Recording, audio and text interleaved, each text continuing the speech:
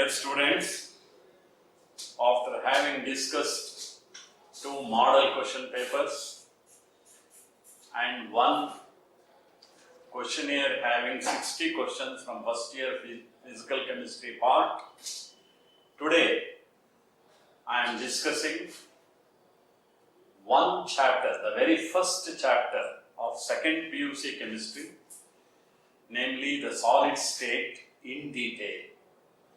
We expect 2 to 3 questions from this chapter in the ensuing NEET and Karnataka CET examination.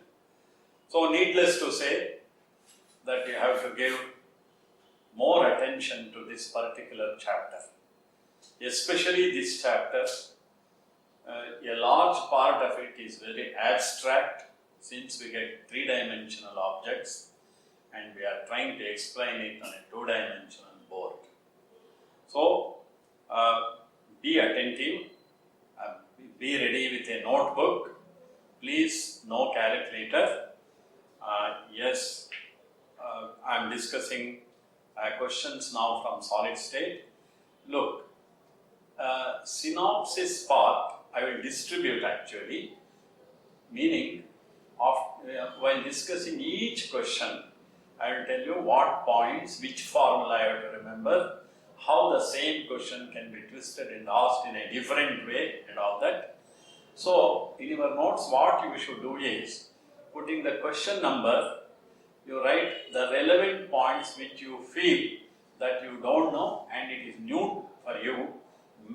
Make a note of such points against each question. That will be very, very useful. Okay, now the questions will appear on the screen. In solid state, question number 1, read it. The number of unit cells in 58.5 gram of NaCl is nearly. Look, before discussing this question, you must know something about NaCl crystal structure. NaCl is the common salt that we use in our home. It is so common, therefore it is called common salt. Yes, it is NaCl. NaCl is face center cubic crystal lattice. Face center cubic crystal lattice. Look, Cl minus form the lattice, means Cl minus ions will occupy the corners of the cube and also the face centers. Like this, they occupy the corners and face center. This point you must make note. That is, those particles which occupy the corners and the face centers, it is called lattice. So lattice is formed by Cl minus. Usually in a large majority of the ionic crystals, negative ions form the lattice. Lattice means corners and face centers. So this point you have to use it in questions to come also. Remember, I will not repeat at that juncture. In NaCl crystal, Cl minus ions form the lattice. Means Cl minus ions are there at the corners and the face centers. Yes, Na plus ions occupy the octahedral voids. You know that how many Cl minus ions must be there? From the corners you get 1, from the face centers you get 3. Totally there are 4 Cl minus ions in each unit cell of NaCl. If there are 4 Cl minus, there should be 4 Na plus. So, each unit cell of NaCl contains 4 Na plus and 4 Cl minus.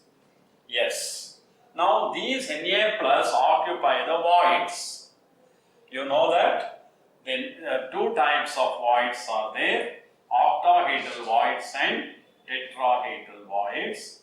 Na plus ions being fairly larger in size, they They occupy the octahedral voids. How many octahedral voids are formed? As many points are there in the lattice.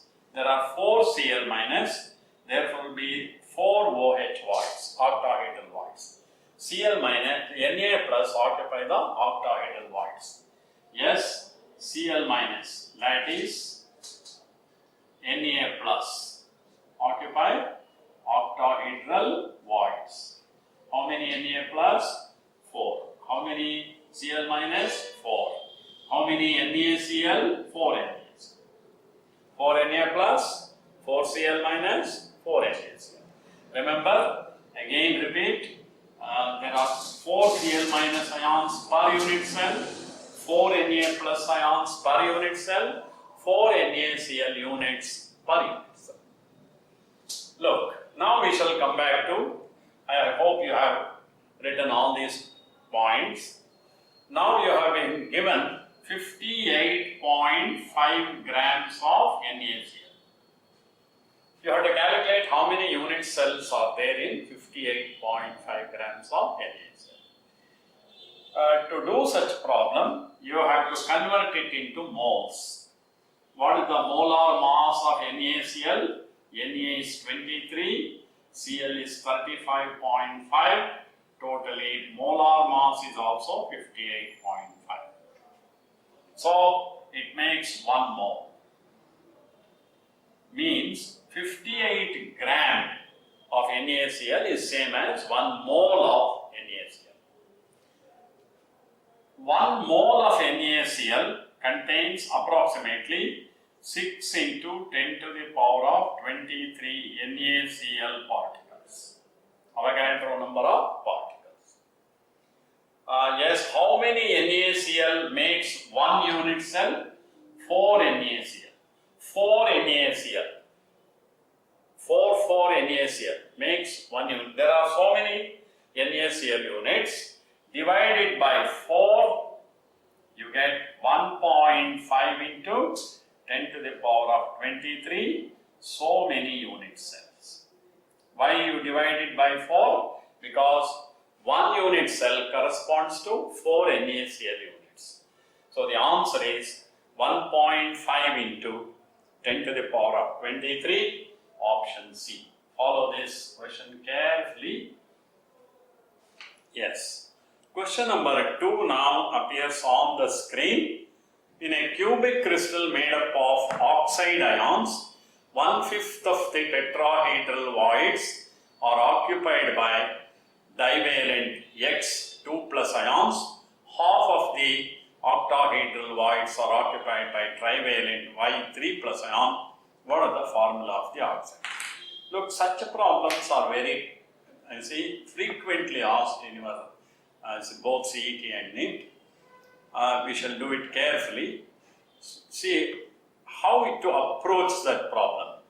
See, there are oxide ions, ions of X, ions of Y. In that compound, we have 3 different ions.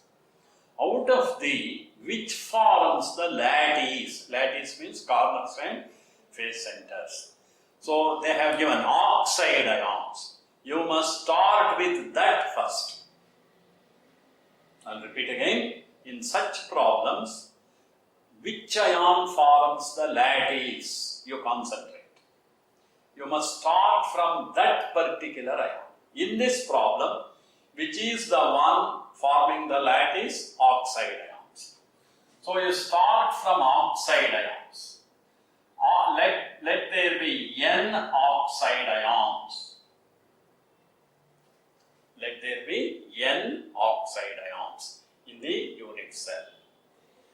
Yes, tetrahedral voids will be twice the number of particles present in the lattice, means 2n. Octahedral voids is equal to n. You must remember this. If there are n particles in the lattice, octahedral voids will be n itself. Tetrahedral voids will be twice. What have they said? All the tetrahedral voids are not occupied by x. 1/5 of 2n means 2n by 5 are occupied by x. x2 plus. Octahedral voids are n. All the octahedral voids are not occupied by y, only half of it. Means n by 2 is occupied by y. Now you can write the formula x, y, o. X is how much? 2n by 5. Y is how much? N by 2. This is n. Yes, multiply throughout by 10 LCM. This will be 4n. This will be 5n. This will be 10n. Multiply throughout by n. 4, 5, 10. Formula x4, y5, O10. That is the formula. Yes, follow this carefully. N is the number of spheres in the lattice. Octahedral voids will be n only. Tetrahedral voids will be 2n. All the tetrahedral voids are not occupied by x. 1/5 of this is occupied, means 2n by 5 is x2 plus. Similarly, n by 2 is y3 plus. You write this and get the formula. So practice many more similar problems, and such problems frequently appear in the ensuing in your CET and NEET exams. Question number 3. Yes, be reading that question. Question number 3 is fairly easier question. I think you can answer it on your own. Yes. The nature of defect in NaCl crystal is. This has been taught in the regular class. We have given you 4 options: interstitial defect, Schottky defect, Frenkel defect, vacancy defect.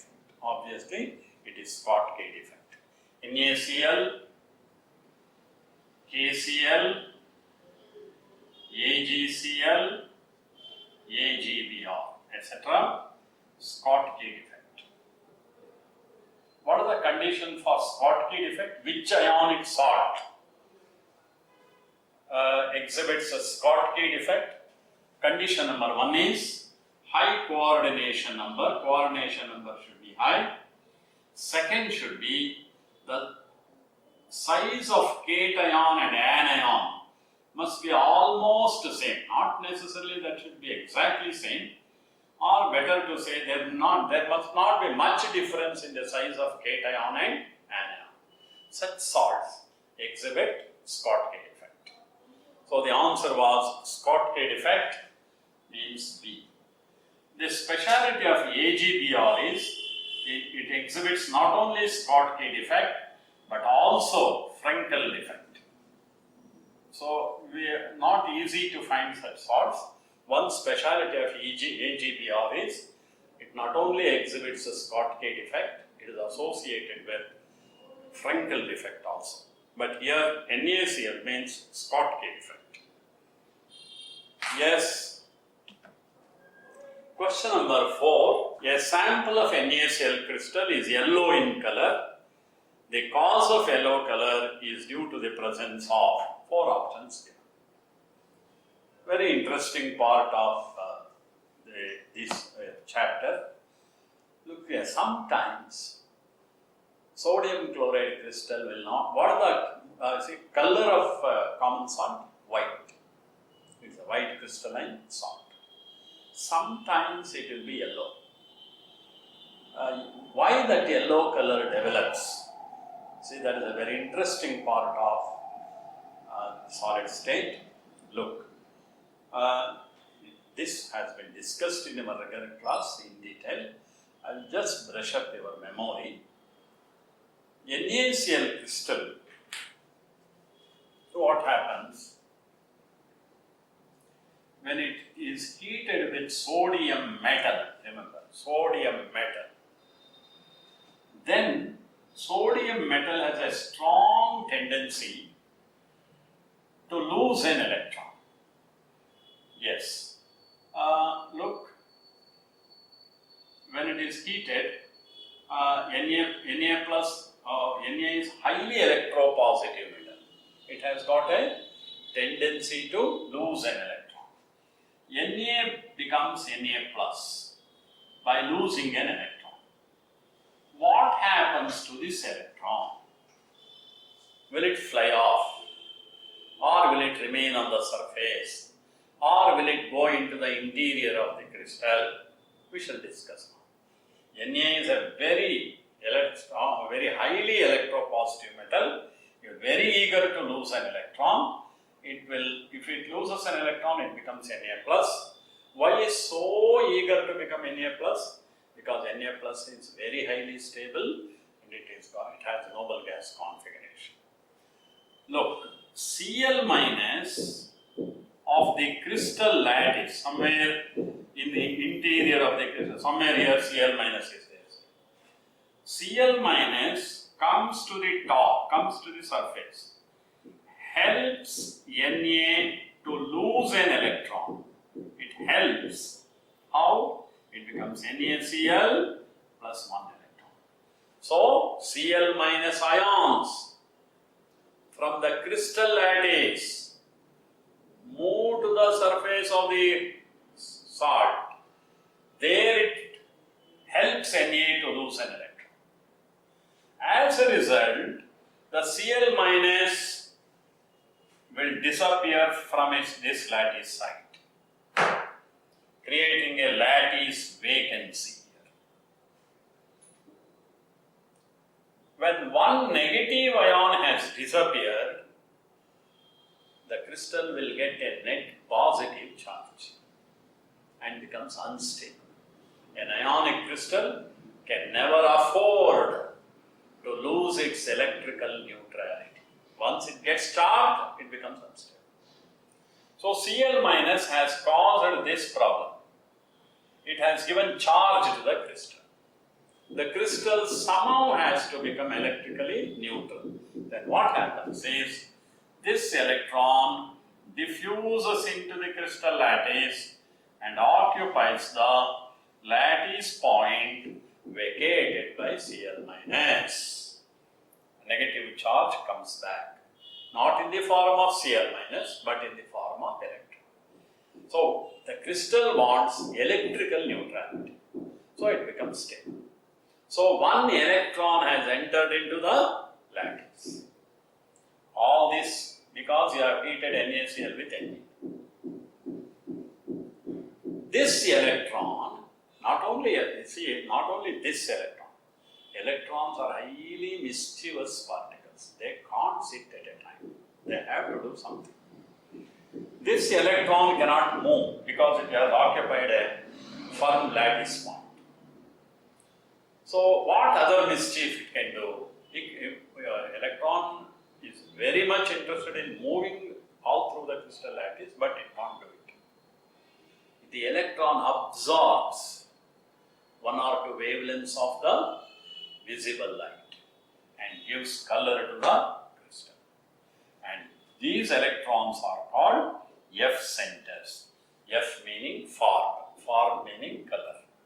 So, F centers are the electrons that have occupied the lattice points vacated by Cl minus, the negative ions in an ionic crystal. So, these electrons are responsible for color of the crystal. Look, here there are four options: Na plus, Cl minus, electrons in the crystal lattice, vacant tetrahedral voids. Obviously, it is C. That can be named as F centers also. Electrons in the crystal lattice are called F centers. They give color to the ionic crystal. So, by chance, if any sodium chloride sample is yellow, it means it has got metal excess defect. negative ion deficiency, same as metal ion excess defect. Metal excess defect, presence of F centers, presence of electrons in the crystal lattice, all mean the same. So, go through the question number 5 on, which has come on the screen. When NaCl is doped with 1 into 10 to the power of minus 3 mole of SrCl2, the number of cation vacancy in the crystal lattice is. This is another important thing. Look, some students might not have followed this particular part very correctly in the regular class. For their benefit, I am explaining. Yes, if you already know it, attentively follow what I say. Yes. This is NaCl crystal. I will dope. Dope means I will introduce SrCl2 into the crystal. A little SrCl2, strontium chloride. The SrCl2 will supply Sr2 plus and 2Cl minus. Because negative ion is same, introducing Cl minus will not harm the crystal. Cl minus is not an impurity because crystal also contains Cl minus.